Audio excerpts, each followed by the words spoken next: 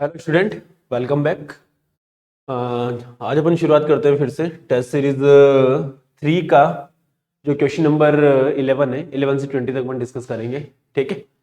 तो अपना पहला क्वेश्चन जो था, which one of the following curve represent the variation of impedance. Impedance versus Z का अपने को एक ग्राफ गिवन है चार, उसमें से बताना है कि कौन सा ऑप्शन अपना करेक्ट होगा, ठीक है।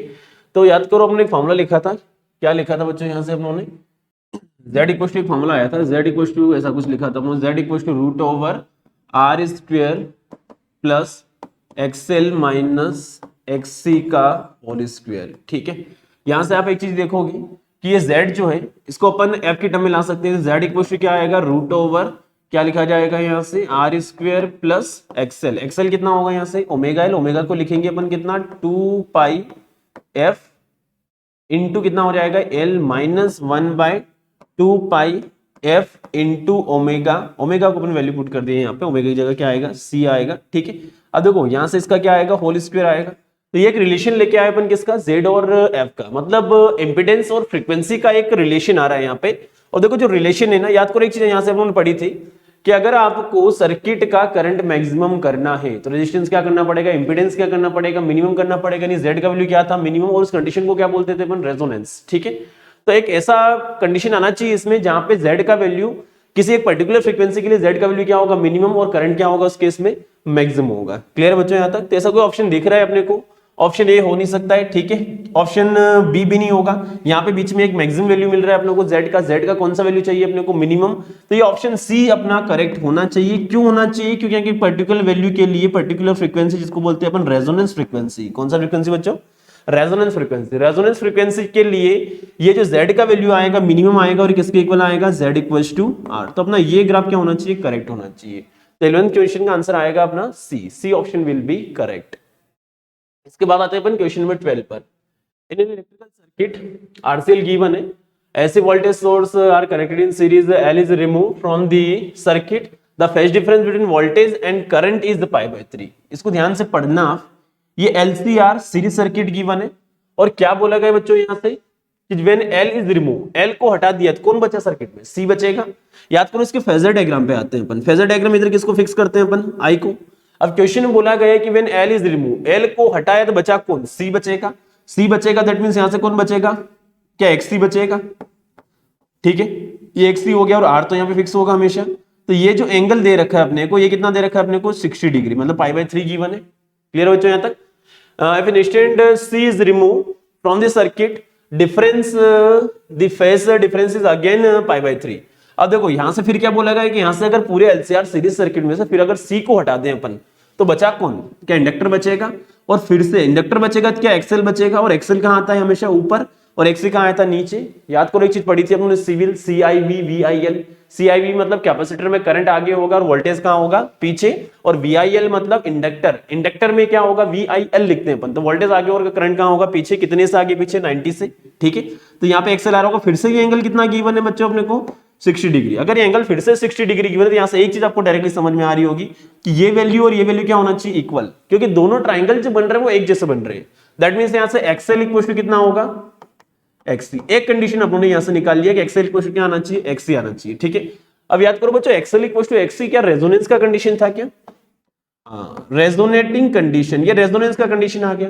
रेजोनेटिंग कंडीशन में या रेजोनेंस में अपन एक चीज लिख सकते हैं कि अगर एलसीआर सीरीज सर्किट हुआ तो इन रेजोनेंस जेड का वैल्यू किसके इक्वल हो जाता है? आर के इक्वल। तो कोस फाई इक्वल टू कितना? R by Z. क्या कोस फाई इक्वल टू 1 आएगा? आएगा कि नहीं आएगा? तो हम लोग को निकालना क्या था? पावर फैक्टर तो निकालना था। तो अगर सर्किट रेजोनेंस में है तो cos फाई इक्वल टू क्या लिखते हैं अपन? R divided by Z। और सर्किट अगर रेजोनेंस में Z का वैल्यू कितना होगा? R ही होगा। तो ये कितना आएगा? cos phi equal to 1। तो अपने को ये निकालना था पावर फैक्टर। cos फाई को अपन क्या बोलते हैं? पावर फैक्टर बोलते हैं, ठीक है बच्चों। तो इसका आंसर भी क्या आएगा? Answer C will be correct. 12 question का आंसर आएगा सी। अब आते हैं क्वेश्चन नंबर किस पे? 13 पर।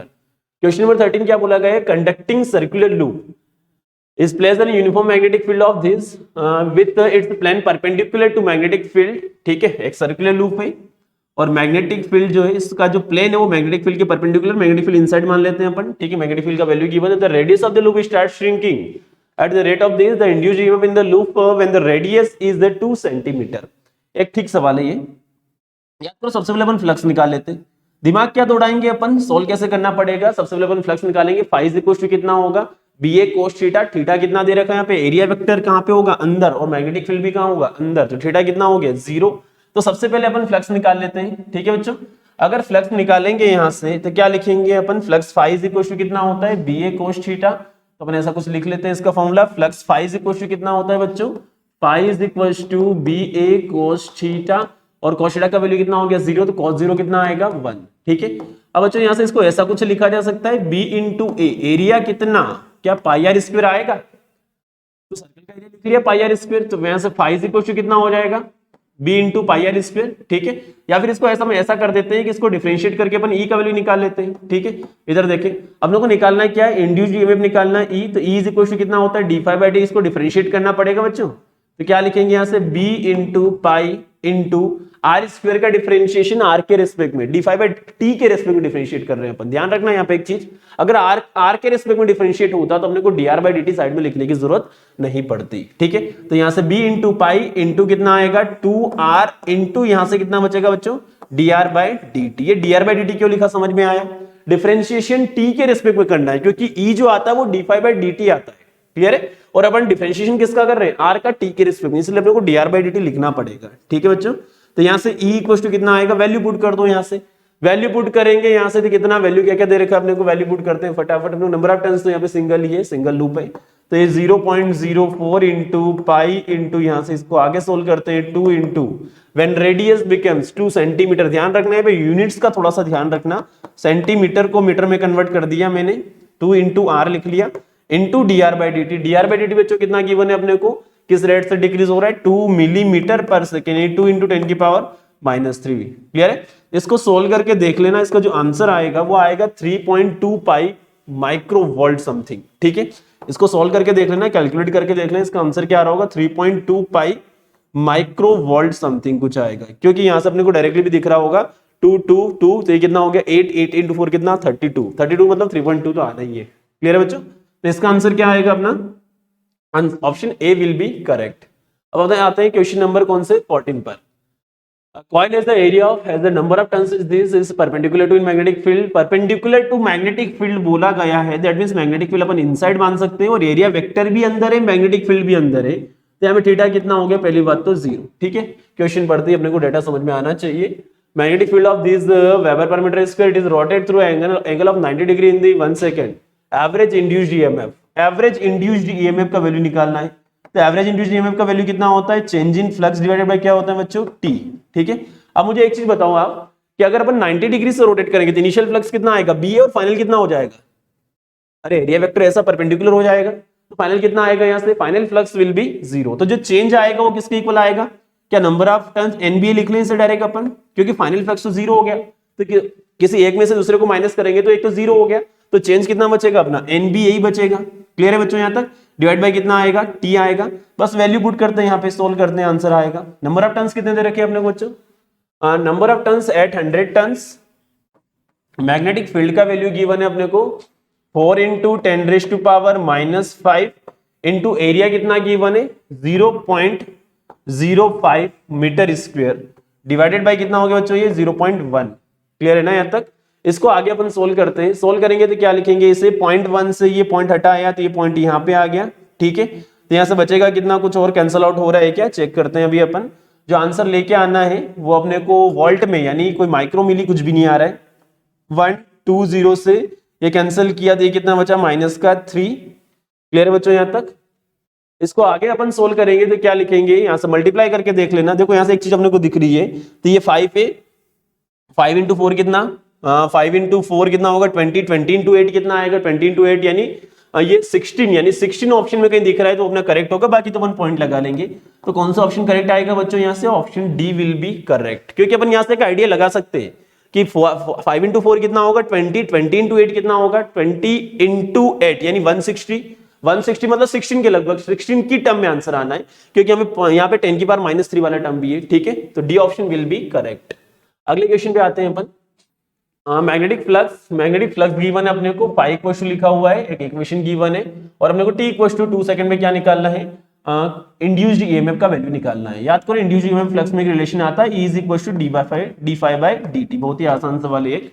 इसको डिफरेंशिएट कर देते हैं अपन। इसको डिफरेंशिएट करोगे टी की टर्म में तो क्या लिखेंगे, क्या 6 इंटू टी आएगा, 2 आगे मल्टीप्लाई हो जाएगा, प्लस कितना आएगा 4, और कौन से टाइम पे ईएमएफ निकालना अपने को, at T equal to 2 second, तो 2 रख दो यहाँ पे, 12 प्लस कितना हो गया 4, 12 प्लस 4 कितना, क्या 16 वोल्ट आंसर आएगा। क्लियर है बच्चों, इसका आंसर कौन सा करेक्ट होगा, option D will be correct. इसके बाद आते हैं क्वेश्चन नंबर 17 पर। ये इंडक्टेंस दे रखी है अपने को, सारे इंडक्टर का इंडक्टेंस कितना गिवन है 3, ये भी कितना गिवन है 3, तो ये भी कितना गिवन है बच्चों 3 गिवन है। ठीक है, इसको अपन किसके तरीके से ऐड करते हैं, inductor is same as resistor. ठीक है, रजिस्टर की तरह क्या करेंगे, इसे ऐड करेंगे। इंडक्टर को ऐड करने का जो तरीका होता है वो रजिस्टर के तरीके से ही होता है, तो रेजिस्टेंस के तरीके से ऐड करेंगे। तो ये पैरेलल कॉम्बिनेशन है बच्चों की सीरीज कॉम्बिनेशन है, याद करो ऐसा कुछ पढ़ते हैं, ये कौन सा कॉम्बिनेशन है, पैरेलल कॉम्बिनेशन। क्लियर है, अगर ये पैरेलल कॉम्बिनेशन है, समांतर क्रम है, तो अपन कैसे जोड़ेंगे इसे, रजिस्टर को समांतर क्रम में कैसे जोड़ते हैं, रेसिप्रोकल करके ऐड करना पड़ता है। ठीक है, तो यानी 3 3 3 कितना हो जाएगा, 2 2 होता तो कितना होगा 2/2 यानी 1 होगा, 3 3 3 होगा 3 बाई कितना होगा 3, तो अपना आंसर क्या आना चाहिए बच्चों 1 Henry is a correct answer. Reciprocal करके ऐड करना पड़ेगा। याद करो आपने R/N लिखा था पैरेलल में, तो यहाँ पे कितना होगा L/N हो जाएगा, L कितना 3, तो 3/3 कितना आएगा 1। इसका आंसर कौन सा करेक्ट आएगा बच्चों, option A will be correct. आगे आते हैं क्वेश्चन नंबर 17 पर। नेटवर्क शोन, एक नेटवर्क गिवन है अपने को। ठीक है, इसमें जो करंट फ्लो हो रहा है वो कितना हो रहा है 5 एम्पियर, मतलब इस वाले सर्किट में जो करंट अपने को गिवन है वो गिवन है I = 5 एम्पियर।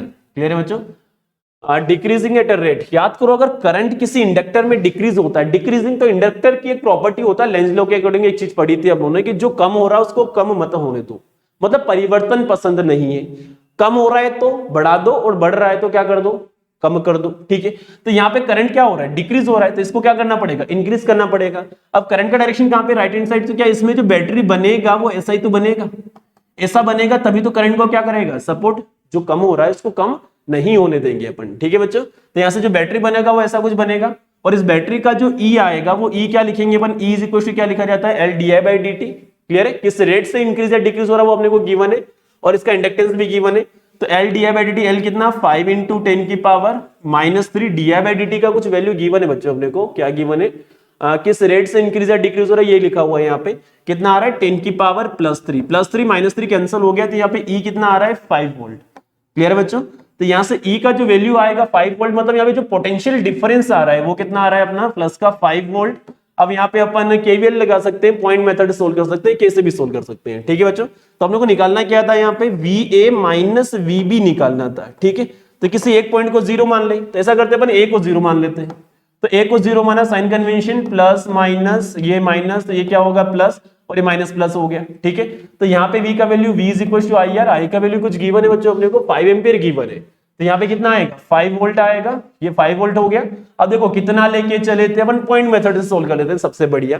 A पे 0 मान लिया आपने, तो A का वैल्यू कितना हो गया 0, तो अपने को वैल्यू किसका चाहिए, केवल B का चाहिए, तो अपने को VA - VB मिल जाएगा। क्लियर है बच्चों, तो यहां से आगे देखते हैं अपन, यहां से चलना शुरू किया, हायर से कहां गए लोअर, तो कितना लेके चले थे अपन 0, 0 से कहां गए अपन, हायर से लोअर जाते हैं, तो क्या करते हैं माइनस करना पड़ता है बच्चों, तो यहाँ पे कितना आएगा -5। क्लियर है, यहाँ -5 लोअर से कहां गए हायर, तो फिर क्या करना पड़ेगा प्लस, तो -5 प्लस का 15 यानी कितना बचेगा प्लस का 10। क्लियर है, अब फिर अपन कहां से कहां जा रहे हैं, लोअर से हायर, तो अपने को क्या करना पड़ेगा ऐड करना पड़ेगा, यानी यहां से लेके कितना चले थे 10 वोल्ट, 10 प्लस कितना होगा 5, क्योंकि लोअर से कहां जा रहे हैं हायर, तो यहाँ का पोटेंशियल कितना हो जाएगा 15 वोल्ट। यानी बी पॉइंट का जो पोटेंशियल आ रहा है ना वो कितना आ रहा है अपना VA - VB निकालना, तो बी पॉइंट का जो पोटेंशियल आएगा वो कितना लिखना पड़ेगा, A का 0 माना था तो B का कितना आएगा 15 वोल्ट। क्लियर है, पर ये 15 वोल्ट जो आ रहा है ये प्लस का आ रहा है, यहाँ पे अगर अपन साइन कन्वेंशन, साइन में देखो यहाँ पे पॉजिटिव नेगेटिव में वैल्यू गिवन नहीं है, अपने को केवल नेगेटिव में वैल्यू गिवन है। ठीक है, तो अपना जो आंसर आना चाहिए वो कितना आना चाहिए VA - VB, केवल अगर मैग्नीट्यूड की बात करें तो 15 वोल्ट आना चाहिए।